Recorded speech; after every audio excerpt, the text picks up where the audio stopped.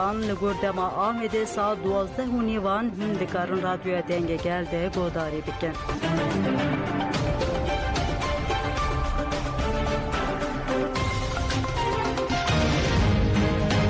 ایرا رادیوی دنجی گله.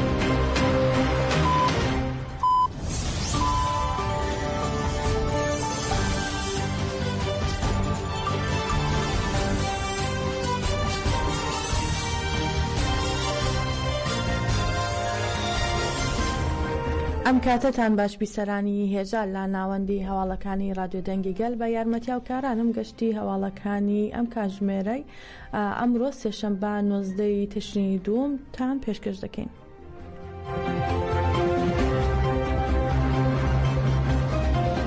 سوپای داگیرکەری تورک و گروپە چەتەکانی گوندی قوبورقراجینی نێوان زرگان و تەلتەمەریان تۆپباران کرد. بە گوێرەی ئاژانسی هەواڵی هاوار نیوز سوپای داگیرکەری تورک و گروپە چەتەکانی بە گول لە تۆپ و هاون گوندی قوبورقراجی نێوان زرگان و تەلتەمەریان تۆپباران کردووە.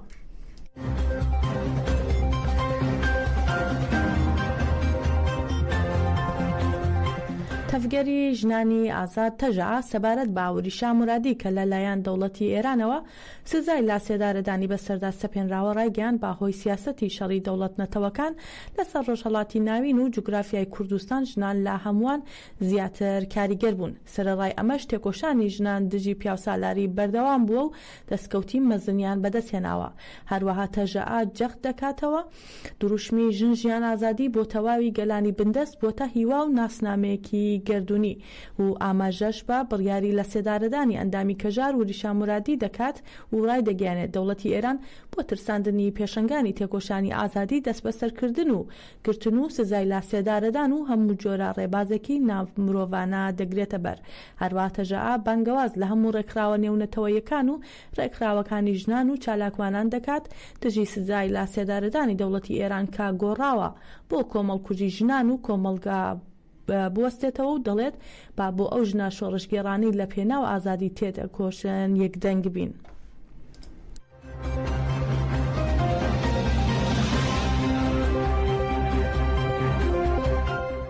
لە چەندین ناوچەی باکوور و ڕۆژهەڵاتی سووریا بە بۆنەی 25 تشرینی دووەم ڕۆژی جیهانی بەرەنگاربوونەوەی توندوتیژی دژی ژنان چەندین چالاکی ئەنجامدرا لە هەرێمەکانی باکوور و ڕۆژهەڵاتی سووریا.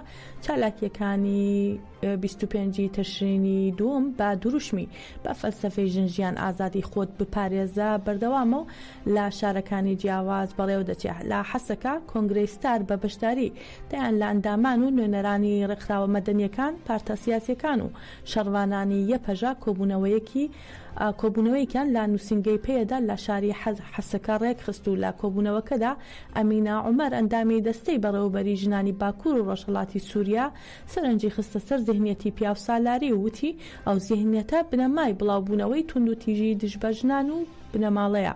بە تێپەڕاندنی ئەم زیهنیەتە کۆمەلگایەکی ئازاد و دیموکراتیک دێتە ئاراوە.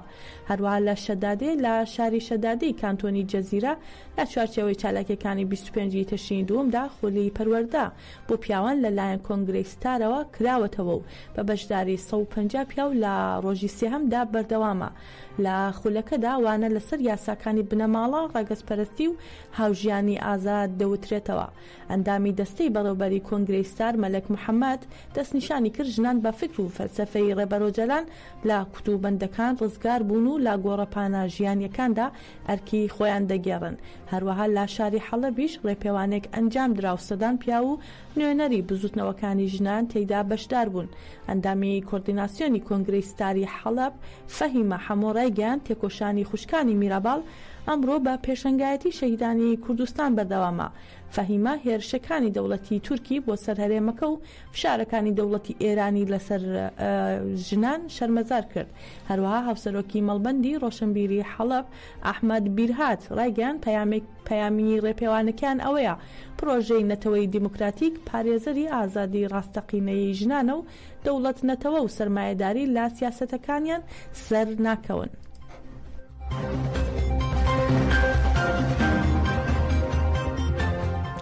لە کەمپی پەنابەرانی شەید ڕۆستەم جوودی لە مەخمور بە بۆنەی 25 تشرینی دووەم کە ڕۆژی گیانی بەرەنگاربوونەوەی توندتیژی لە دژی ژنانە ژنانی گەنجی مەخمور با دروشمی بە هەست و فکری ژنی ئازاد کۆتایی با سیستەمی پیاوسالاری دەهێنین ڕێپێوانێکی جەماوەریان ئەنجامدا و ڕۆژ یەڵدستان ئەندامی ژنانی گەنجی مەخمور ڕاگەاندراوێکی لە چالاکیەکەدا خوێندەوە.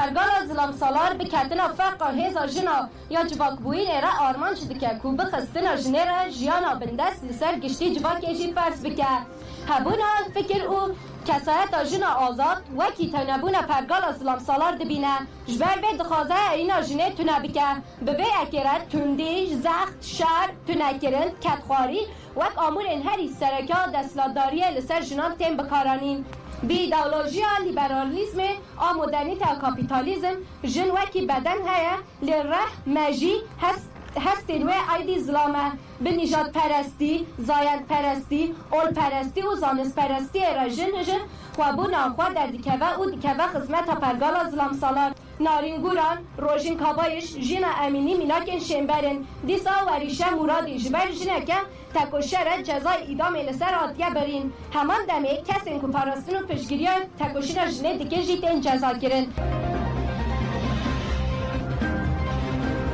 تەرمی شەروانی هێزەکانی کۆماندۆی قەسەدا حوسام جومعە هیلال لە گۆڕستانی شەهیدان لە گوندی حکومیەی ڕەقا بە خاکسپێردرا. مەراسمی بە خاکسپاردنی تەرمی شەهیدی قەسەدا حوسام جومعە هیلال لە گۆڕستانی شەهیدانی شاری ڕەقا بە بەشداری ئەندامانی ڕێکخراوە مەدەنی و سەربازیەکان پارتە سیاسیەکان کۆمەڵی ژنانی زنوبیا و هێزەکانی ئاسایشی ناوخۆ و هەروەها ئەنجومەنەکان و ئیداری خۆ بەڕێوەبەری کانتۆنی ڕەقا بەڕێوەچوو. فەرماندا ئەلحوسەین لە مەراسمەکەدا ڕێگەیان شەهیدان ئێمەیان فێری بەرخۆدان کرد. لێرەوە ئێمە بەڵێن دەدەین شوێنکەوتووی ڕێگەی شەهیدان بین و پارێزگاری لە خاک و گەلی خۆمان بکەین. ناسنامەی شەهید حوسام هیلال خوێنرایەوە و پاشان ڕادەستی بنەماڵەکەی کرا. جێیاماژەیە شەڕوانی هێزەکانی کۆماندۆی قەسەدا شەهید حوسام جومعە هیلال لە ڕۆژی 11 تەشرینی دووەم لە کاتی ئەرکی سەربازی خۆیدا لە بەرەی ڕۆژهەڵاتی کۆبانی بەهۆی مینێکی چێندراوی چەتەکانی داعشەوە شەهید بوو.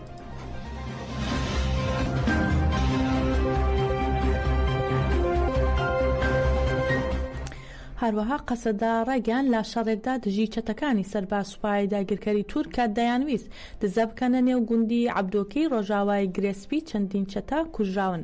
ناوەندی ڕاگەاندن و چاپەمەنی هێزەکانی سووریای دیموکراتیک قەسەدا ڕێگەیان هێزەکانی قەسەدا توانیان هەوڵی چەتەکانی دەوڵەتی داگیرکەری تورک بۆ دزاکردنە نێو گوندی عەبدۆکەی ڕۆژاوای شاری گرێسپی لە کانتۆنی فوراتی هەلێمەکانی باکوور و ڕۆژهەڵاتی سووریا شکست پێ بهێنن.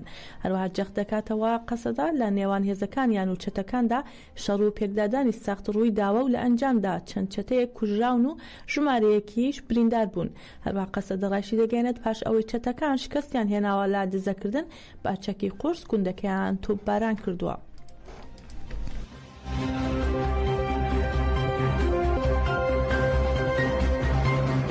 لە ڕۆژهەڵاتی کوردستان عەلی ئەڵاوەیسی چالاکی مەدەنی خەڵکی سنا لەلایەن لقی یەکەمی دادگای شۆڕشی ئیسلامی ئەم شارەوە با تۆمەتی هەوڵدان بۆ تێکدانی یاسایشی نیشتمانی لا ڕێگەی ئەندامبوون لە کۆمەڵی شۆڕشگێڕی زەحمەتکێشانی کوردستان و هەروەها بانگەشەی دژ بە حکوومەت سزای 18 مانگ زیندانی بەسەردا سەپێنراوە.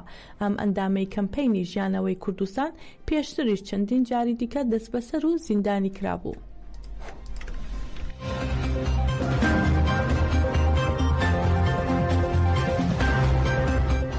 ئومید مەزلوم هاوڵاتی شاری مەهاباد لە ئەندامانی بنەماڵەی دادخواز و برای محسن مەزلوم بەندکراوی سیاسی لە سێدارە دراو بۆ دووەمین جار لەلایەن هێزە ئەمنیەکانەوە دەستگیر کرا و بۆ شوێنێکی نادیار گواسترایەوە.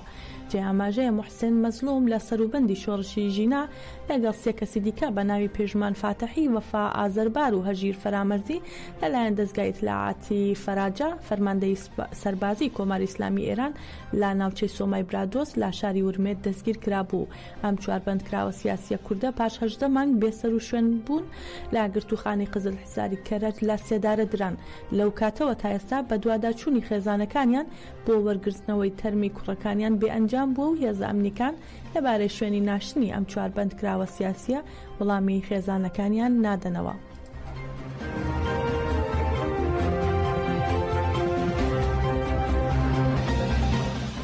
دەچینە باشووری کوردستان بەشێک لە شارەزایان پێیان وایە سەرژمێری ئەمجارەی عێراق مەترسیدارە بۆ کورد بە تایبەت لە ناوچە دابڕێنراوەکان چونکە بەشێکی زۆر لە کوردانی ئەو ناوچانە لە هەرێمی کوردستان نیشتەجێن و خۆیان تۆمار کردووە لە ئێستاشدا پرۆسەکە با تۆمارکردنی ماڵەکان بەڕێوە دەچێت و لە ڕۆژانی داهاتوودا خێزانەکان تۆمار دەکرێن لەو بارەیەوە زاگرۆز ئەحمەد ڕاهێنەر لە بەڕێوەبەرایەتی ئاماری گەرمیان دەڵێت سەرژمێری عێراق مەترسیدارە بۆ کورد و پێویستە ڕاگیرێت.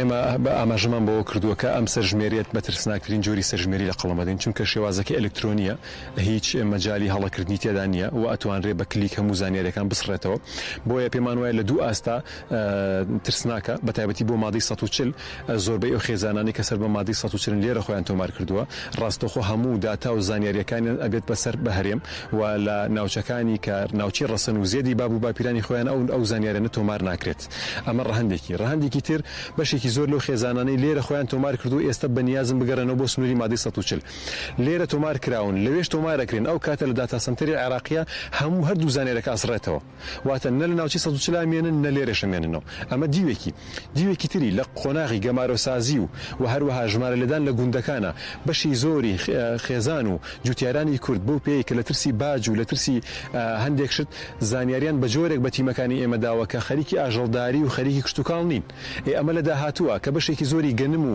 بەرهەمی کشتتوکاڵی ئەخرێتە بازارەوە حکومەتی عێراق وەری ناگرێ ئەڵێ لە ماوەکانی ڕابردووە هیچ گوندێکی کوردستان ڕێژەیەکی زۆر کەم کشتتوکاڵی تێدا کراوە ئەمە بەشی زۆری لە سنوورەکانەوە هاتوۆتە هەرێمی کوردستانەوە.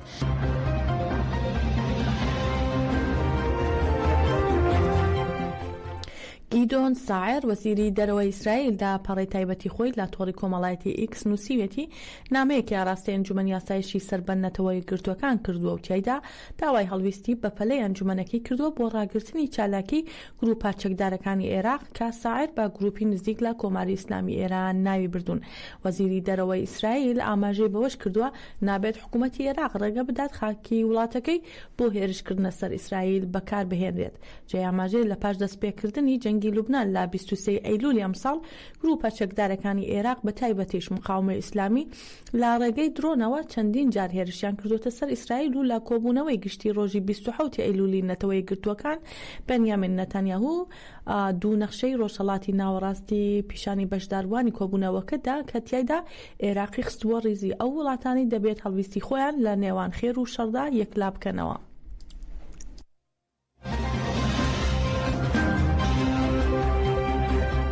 لەلایەکی تریشەوە درەنگانی شەوی ڕابردوو حیزبوڵڵای لوبنان لە ڕێگەی دەیان موشکەوە هێرشی کردە سەر تەلەبیب لە ئەنجامی هێرشەکەدا چەندین باڵەخانە زیانیان بەرکەوتوە و 4 کەسیش بریندار بوون. میدیا عەرەبیەکان سەبارەت بە هێرشێکی نوێی حیزبوڵڵای لوبنان بۆ سەر ئیسرائیل بڵاویان کردەوە. حیزبوڵڵای لوبنان لە ڕێگەی دەیان موشکەوە هێرشی کردوتە سەر تەلەبیب و لە ئەنجامی هێرشەکەدا چەندین باڵەخانە زیانیان بەرکەوتووە و دەشڵێن بەهۆی هێرشەکەوە ئاگر لە ناوچەیەکی بازرگانی کەوتوتەوە و کارەبای چەند ناوچەیەکی تەلەبیب پچراوە و گەشتەکانی فڕۆکەخانەی بنگۆڕینیش ڕاگیراون و 4 کەسیش بریندار بوون. ئەم هێرشەی حیزبوڵڵای لوبنان پاش وتارەکەی نتانیاهو بوو کە ڕاگەیان سوپای ئیسرائیل لە نێوان 70% بۆ 80% سیستەمی موشکی حیزبوڵڵای لەناو بردووە بەڵام حیزبەکە هێشتا خاوەنی توانای موشکیە.